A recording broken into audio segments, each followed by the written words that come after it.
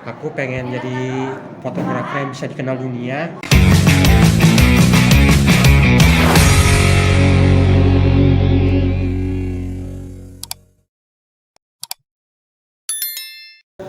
Teman-teman, di sini sekarang duduk bersama gue ini ada seorang fotografer yang notabene menyandang disabilitas tetapi semangatnya cukup tinggi dalam dunia fotografi ini. Gue kenal sama dia ini sejak tahun 2014. Gue masih ingat waktu itu ketika ketemu di sebuah event di Kota Tua. Kebetulan fotonya event bikini lingerie. Konik, apa kabar Konik? Baik, Bro. Gimana Konik? Kok kesan sendiri? Alhamdulillah, saya juga selalu dalam pokoknya selalu semangat lah.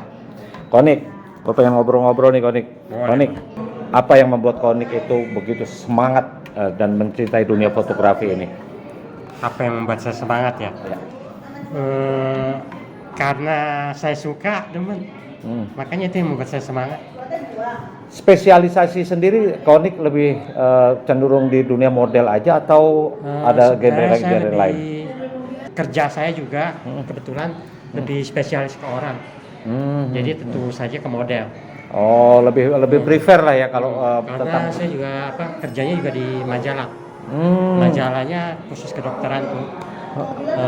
Jadi saya harus posin dokter cewek, mau gemuk, mau kurus. Ini ada kaitannya sama dokter Om? Paling ini ilmunya. Oh, ilmunya. Saya dapat ilmunya banyak banget dari dokter Om. Iya, karena tadi saya dengar sendiri dari dokter Ong. Dokter Ong ini adalah teman akrabnya Koko Nikolim ini yang notabene kemanapun selalu bersama. Karena kata beliau, ya intinya pengen ngajak Koko Nikolim ini happy lah. Tadi pengakuan beliau. Happy karena sama-sama pecinta hobi. Ya, karena sesama pecinta fotografi di sini makanya tadi selalu dalam setiap event Konik ini hadir bersama Dokter Ong. Ya. Nah, Konik boleh ceritain nggak Konik tentang disabilitas ini dari lahir atau kejadian? Maksudnya waktu jadi disabilitas ini kapan?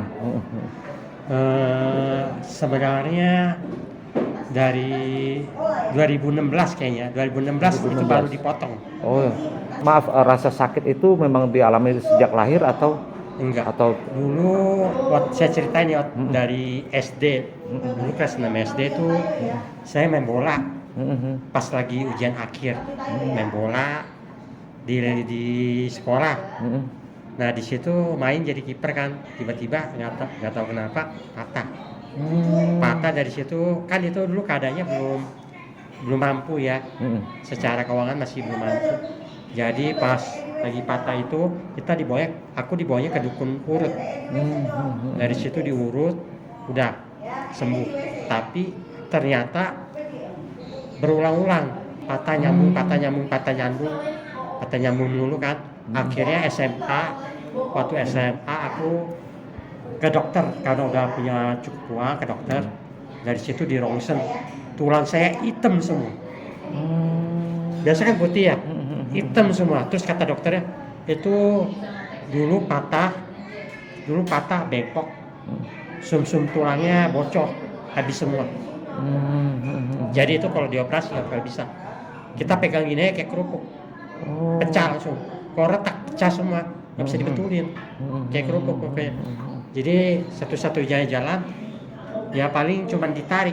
Kita ditarik tulangnya sampai lengket, sambung.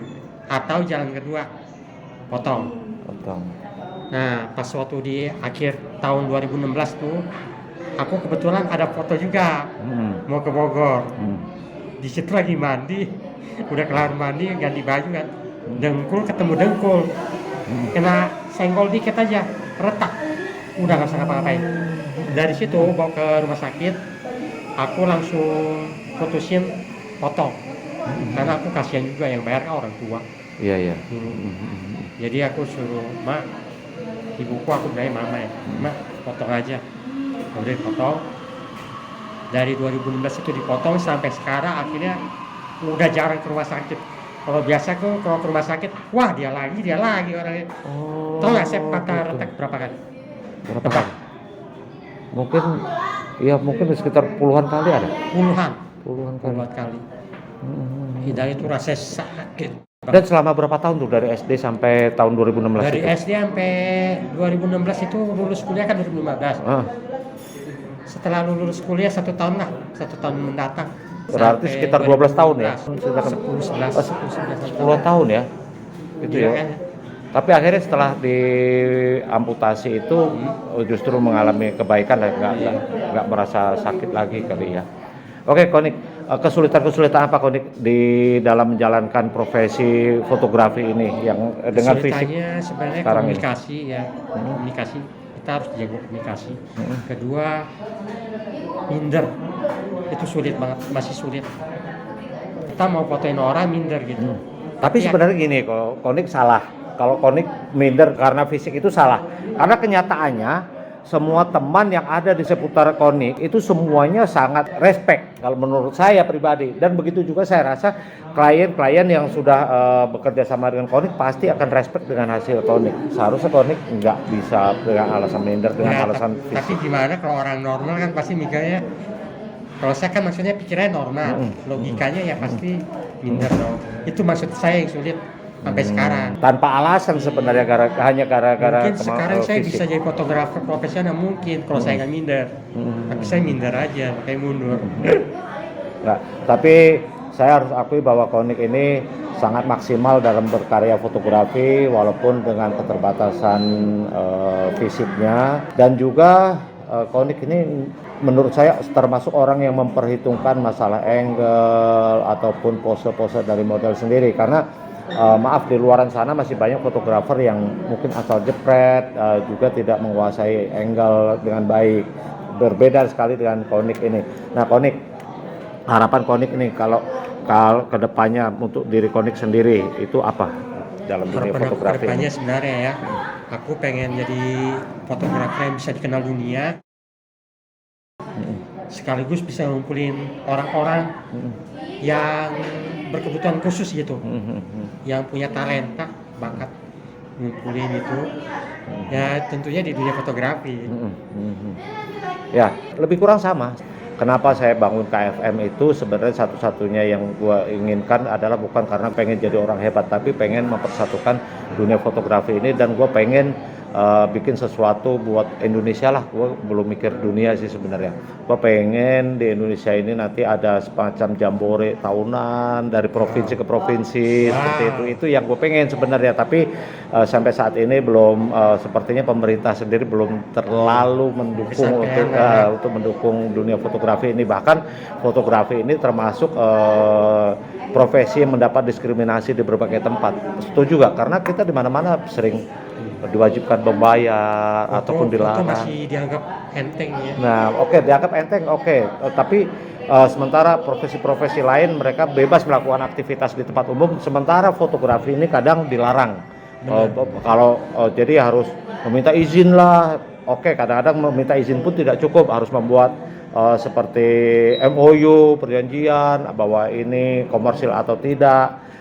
Bahkan sering dikenain cas untuk setiap lokasi. Itu yang saya sangat sayangkan. Ini saya rasa juga menjadi keluhan umum di tempat-tempat umum yang notabene seperti taman dan sebagainya, itu sedikit mendiskriminasi profesi fotografi. Padahal tidak semua hobi fotografi ini selalu menjadi komersil gitu loh. Karena foto tidak pernah yang namanya merusak lingkungan.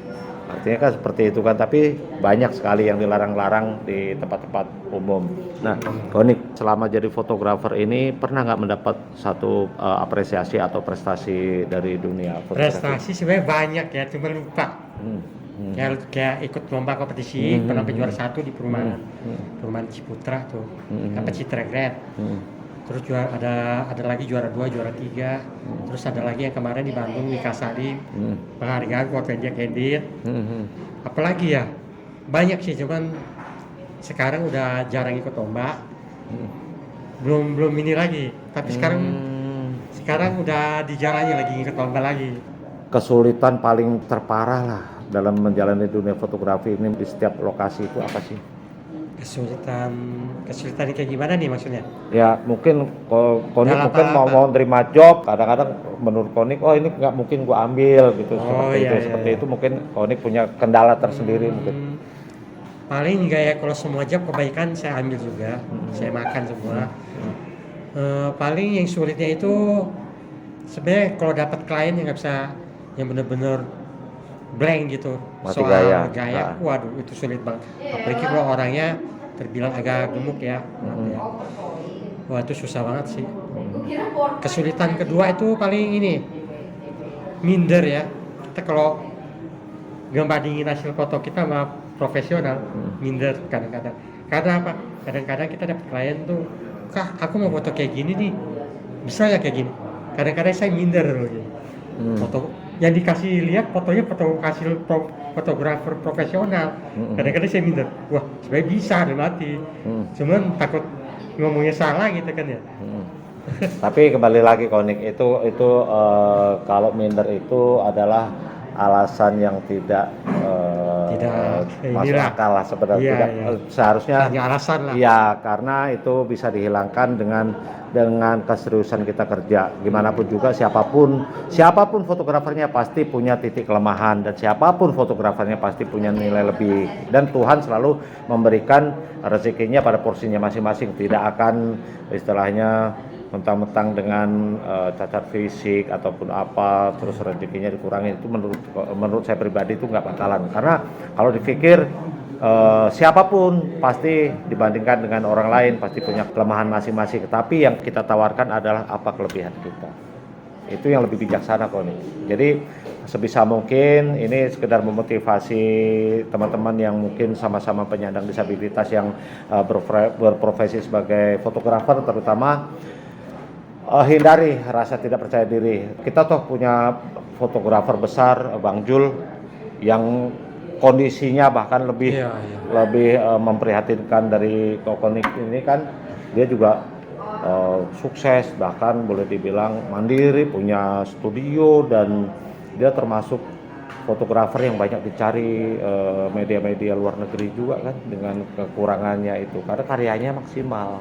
Nah, itu tadi. Toh Konik juga bisa memanfaatkan asisten dan sebagainya. Kita yang sehat aja perlu asisten, kan gitu. Pakai asisten sebenarnya susah. Susahnya gimana? Susahnya itu kalau dulu kan saya pakai asisten, hal saya banyak nggak betah gitu. Tapi gimana pun juga seharusnya gini kok Konik, apapun itu secara profesional akan lebih baik menggunakan tenaga asisten. Karena kenapa? Kita sendiri yang sehat kadang-kadang nggak mungkin kita setting lampu sendiri, mindah lampu Capek, sendiri. pasti capek. Satu Ngerti, capek, capek kedua emang. juga buang-buang waktu. Karena wasting time ketika mengambil job itu sangat merugikan klien juga. Menurut saya sih itu sekedar masukan ke Konik. Pernah nggak orang yang ngasih job tiba-tiba cancel gara-gara fisik? Nggak pernah. Nggak pernah kan? Nggak pernah. Nah itu satu hal. Kedua juga entah secara hubungan kerja ataupun kita have fun, pernah nggak membicarakan tentang kekurangan fisik? Dibicarain pernah, tapi ya paling cuma ditanya aja maaf gitu. Iya, tapi kan nggak ada secara lu nggak mungkin dah ngambil job begini. Ya, secara halus lah. Ya. Artinya hal tersebut tidak mengurangi semangat kita dalam menekuni dunia fotografi. Konik bisa sampaikan sesuatu nggak buat teman-teman yang lain yang mungkin merasa dirinya insecure juga tentang kemampuannya? Konik silakan. Sebenarnya sih memang kalau kita pengen maju didasari diri sendiri, percaya diri paling penting. Kalau udah minder udah agak susah kayak saya. Tapi untungnya masih karena ada teman-teman di sekitar saya, jadi saya masih tetap optimis, ada PD juga. Nah, itu kan yang Konik harus pahami. Oke Konik, terima kasih obrolan singkat hari ini. Semoga bermanfaat buat teman-teman semua. Semangat terus buat Konik dan juga teman-teman yang senasib dengan Konik ini. Oke, thank you sudah menyaksikan video ini.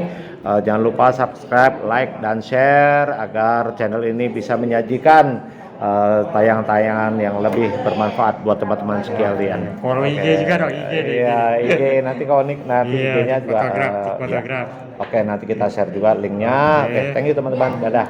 Yo, dah. Thank you.